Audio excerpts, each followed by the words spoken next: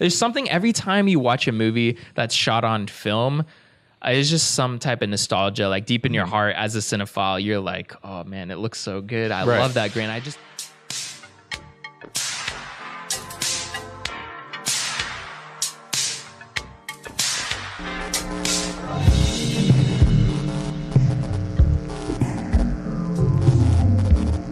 Drive-by movies here. You're watching Direct to Dumpster. My name's Blaise. And I'm James. This week, we're talking Guava Island. And let's play together in the bright sunny weather. Let's all go to Guava Island. Guava. Sorry, I meant Guava Island. Guava Island is what we're talking about today. This is starring Donald Glover, Rihanna, directed by Hiro Murai. This movie was released on Amazon Prime, and you might be asking yourself, guys, this movie was just released on streaming. Why are you talking about it? It's not in the dumpster. And you have to ask yourself, because sometimes you just got to sit there. You ask yourself, if a tree falls in the woods, does anyone hear it fall? Or if a film is released on Amazon Prime, does anyone know if it's actually been released? I didn't. That's an interesting take, but no, I was not aware that this movie was released. And all I can hear about from Coachella is just the Sabbath that Kanye West had the entire time. Yeah. I did hear about, that's literally the only thing I think I heard about. I mean, besides the things that you think about when you think about Coachella, you think about the Indian headdresses, the cultural insensitivity that they might possibly bear. Yeah. Or was Kanye's Sabbath, like very religious experience for a lot of people? I guess so. Yeah. That's all I kept hearing about. And like, you had to stand like 5,000 feet. It looked like you're literally a mile away from the actual Sabbath. Did everyone that attended get Yeezys? Is that a thing? Did you see like some of the merchandise? Oh my God. What was it, like expensive? It was like $600 for like a crew neck that just said one thing, like Kanye West presents mass. But you can only get it there, right? Yeah. I'm not like defending this in any way. I would never spend any of my money on it, but I'm sure a lot of scalpers had a heyday there. Right. But to my knowledge, you had to get up at like 3 a.m. or 4 a.m. to get there, because it was at 6 a.m. since it was, Sunday morning mass. But why is anyone talking about the headliner of Coachella, Childish Gambino, star of this movie? And his movie now on Amazon Prime, Guava Island, which we watched this week, isn't your typical direct-to-dumpster movie. I guess it was released at Coachella apparently too. So yeah, that's like where we're getting at. I just want to clear the air if you're watching this and just kind of, answer some of your questions just right up front. If you're a fan of Direct to Dumpster, you've been watching a lot of our movies, or maybe this is your first Direct to Dumpster. You're like, I'm a fan of Guava Island and I need to know what you guys thought about the movie or why you guys are talking about it. We usually talk about movies that either no one's talking about on the show or are, kind of been forgotten about. And I would say this might have just been released a month ago, but I don't think I've heard anyone really talk about it. I have a few friends that are obsessed with both musicians in this movie, and I haven't heard any kind of whisper about this movie. You brought it up literally right before we filmed this and right before we watched it. And I was like, yeah, I'm down. Let's check it out. Mm-hmm. We did something different last month with Under the Silver Lake. We talked about that, or maybe it was 2 months ago. We talked about basically how no one had really mentioned that movie, how it was kind of dumped off on video on demand. And I feel like a lot of these streaming movies kind of get just dumped on streaming services. Either nobody watches them or there's just no conversation taking place because there's such a plethora of, movies on streaming titles. Yeah, and you're just like, what's going on? I don't know what to watch, when, where, how, why. Mm-hmm. And Guava Island's definitely one of those. Yeah, and it's an easy watch, too, at only just 1 hour. And are you a fan of Childish Gambino? I mean, I'm not really familiar with his work. I remember the controversy of his last music video, but, I never checked it out. And, I have nothing against him. I think he's a fine actor and everything. Yeah. I mean, to be honest, we've known about Donald Glover and Childish Gambino, his persona for so long. I mean, he got really, I feel like he's one of the, main artists of our generation.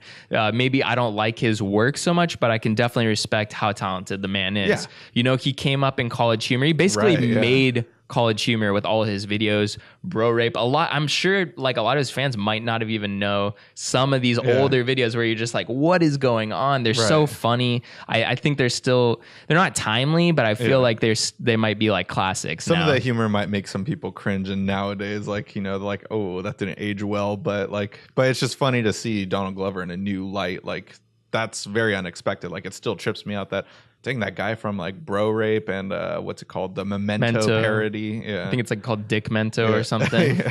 Maybe, I don't know what it is, or like the Memento of Dicks or something.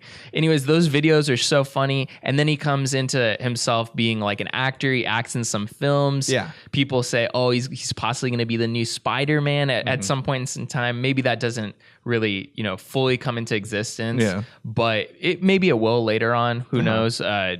But then he becomes, you know, this huge rapper, huge artist, you know, closing Coachella, right? Right, yeah. Or maybe getting close. But he headlined it at least. Yeah, for sure. So also this movie was released. Yeah.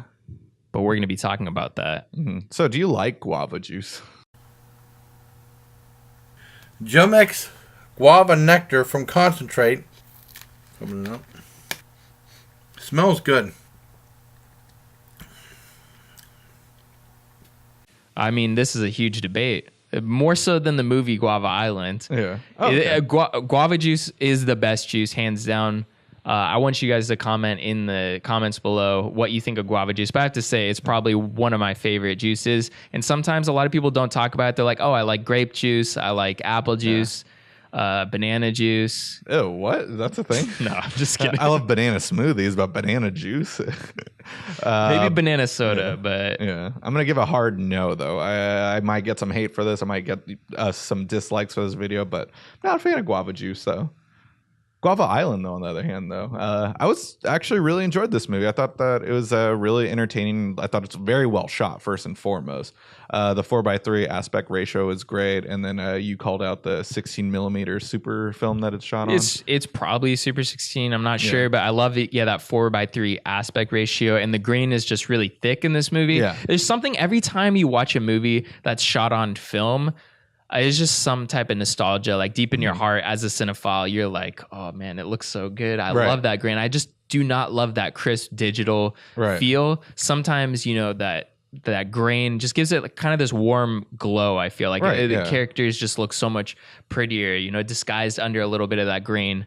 I don't think grain makes stuff less high definition though. I think that's something that might be a common misconception. Yeah. But a movie that was actually recently shot on film is Detective Pikachu. Oh yeah, that's a good point. Yeah. And I thought that it looked absolutely amazing for a blockbuster movie. Yeah. And there's probably people out there like, what are you talking? Detective Pikachu was shot on film? Yes, it was. And it was something that I thought, it was like, for a blockbuster, not many of them are shot often on film, especially one that's so heavy on CGI nowadays. Like Avengers is very heavy on CGI, but I feel like that film can cover up a lot of the CGI. Right.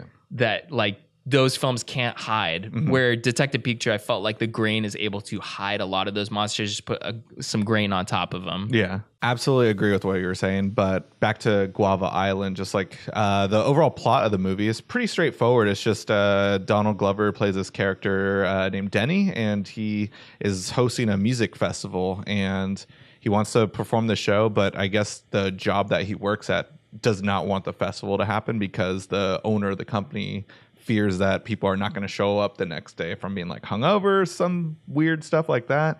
And so overall, I mean, it's just going to go to spoilers right here, but just leads to, unfortunately, the death of him. And then the owner, though, the next day, still no one shows up to work because everyone wants to celebrate the life of this musician that was well praised in the community.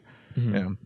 Yeah, it's definitely an interesting story. I don't think it's groundbreaking in any, you know, matter, but I do love how much metaphors kind of play into this, especially in the beginning, and just the mythology of Guava Island, which is this fictitious place. Yeah. I think that's kind of based. The film is shot in Cuba, which is absolutely stunning and beautiful to look at. It's something that was so enjoyable watching this movie. Yeah. It's just, the film looks great. We talked about how it's shot on film, but also the setting and location of being in Cuba, this fictitious Guava Island, just looks beautiful. There's so much in every frame to really look at. We get a lot we get like the actual metropolitan city aspect of it, and then we get the beach, of course, and then a little bit of like the trees, like almost like a foresty vibe a couple of times in there. So yeah, they really used its location. Something that we complain about in a lot of movies are just like, how do you shoot in Oregon and don't get like all this beautiful like shots or scenery? And then like, but they really utilize Cuba very well in this. I mean, there's some settings and locations in the film that aren't really that great to look at, but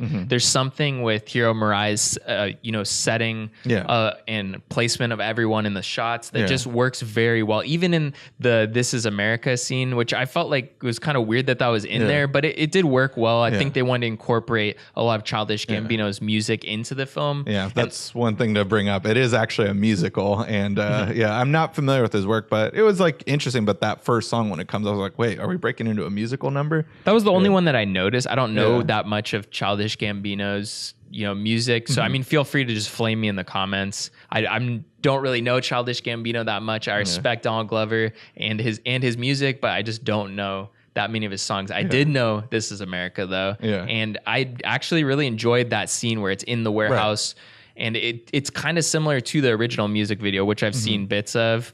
But I was like, pause it for a second. Is this actually the music video? It's like they just made it similar. It's also shot in a warehouse, and he's also shirtless. So maybe that's all. Maybe that's all that I thought about. Yeah.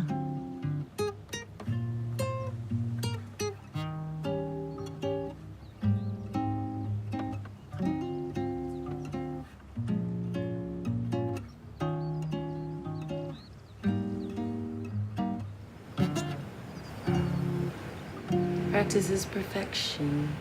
Cool to see that Rihanna was in the film. Like, I don't know if they have like, a really good friendship or anything. Like, this is something that you can like give us information about YouTube comments, and also let us know what Childish Gambino songs we should be listening to.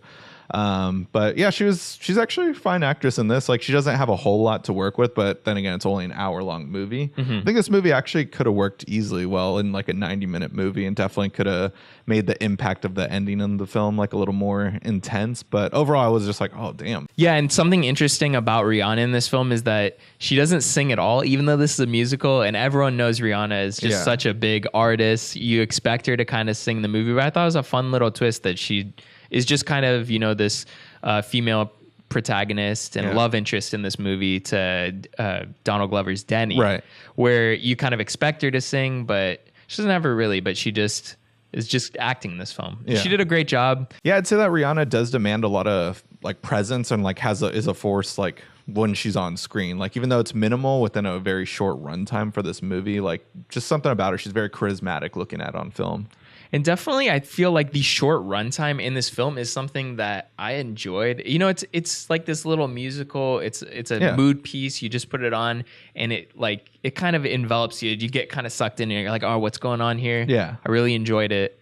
And it wasn't something that I was really. It was something that I was just like, what is this? So curious. Yeah. We took the plunge on this show, which is sometimes what you got to do for direct to dumpster. Yeah. You got to just kind of find out what this is. Why is no one talking about it? And I felt like there's no way that this belongs in the dumpster. Obviously, like, even if you clicked on this video, like, what are you guys talking about? You're watching Guava Island. Get out of here. We just want to know what the lack of hype was about. Right. Instead of what the hype was about, what no one was ever talking about this. Yeah. Like, I didn't see anyone talking about it. Maybe there is, a lot of people talking about this movie, but it's just not making its way to me. So I was interested. Yeah. And then maybe like mainstream audiences would just find it like, oh, that was good, but I don't really care or anything. Cause there's not really a whole lot to it where like maybe it was made for the fans or something, but I could see this like doing well with more like an indie market and stuff. Maybe not so much a mainstream audience, even though the story is not complicated or anything, but this is definitely just a film like passion project that all three of these like people had, and the rest of the crew of course as well. But and definitely the director Hiro Murai I thought did a great job. But somebody I think we should look at is the director of photography. Christian Sprenger I thought did an amazing job. The way this looks, a lot of these decisions, whether they're made between him and Murai, they just looked. The film looks incredible. Like, hands down, even if it had no sound, this film would look so good. Right. I think that's when you have powerful cinematography, that's it. Turn off the sound completely. If the film still stands on its own, then you got some good stuff. Exactly. So Hiro Murai, I'm not too knowledgeable about his work, but I know that him and Childish Gambino, Donald Glover, have this working relationship. He does a lot of his music videos. And the show Atlanta, I believe, as well. Yeah, true. So, and I think Christian Springer also did a lot of the DP work on Atlanta. Oh, cool. Yeah. So, and I've heard a lot of great things about Atlanta. So I'm actually, after watching this, I'm like, oh, I kind of want to see some of the episodes because I've heard there's some episodes on that show that stand alone by themselves. FX is coming up. Jeez, yeah. And that pretty much wraps up what we're talking about with Guava Island. I think both of us really enjoyed it. I wasn't expecting really anything putting it on. I just wanted to know what, like, almost I wanted to know what the hype was, but there was no one talking about this. So I wanted to know if there was hype at all. Yeah. So if you stumbled upon this video because you're a huge fan of Guava Island and Childish Gambino and you thought we were going to tear this apart for some reason, don't worry. Yeah. We got you. We actually enjoyed this. Right. And I'm definitely interested to check out more of the work between Hiro Murai and Donald Glover. Yeah. And I absolutely agree with everything you just said. Also, the use of animation, we didn't bring that up, but even though it's very short and minimal, that was great. There's just a whole lot to like from like just any film lover aspect. And whether you're a fan of Rihanna or Childish Gambino, there's something for you to like, especially though if you're a fan of Childish Gambino, because you're going to hear his music within the movie. But yeah, just like there's great stuff in here. No one's talking about this. So I'm glad that we pulled it out of the dumpster to check out. And hopefully more people start talking about it because I want to see more work from Hiro. That's going to be it for Direct to Dumpster this week. Guys, leave a comment. Let us know if you checked out Guava Island. If not, check it out. Tell us what you thought about it. We would love to know. Go ahead and hit a like on this video and subscribe for more video content. Go ahead and follow us on Twitter for our latest updates. Catch us next week for our latest episode of Direct to Dumpster.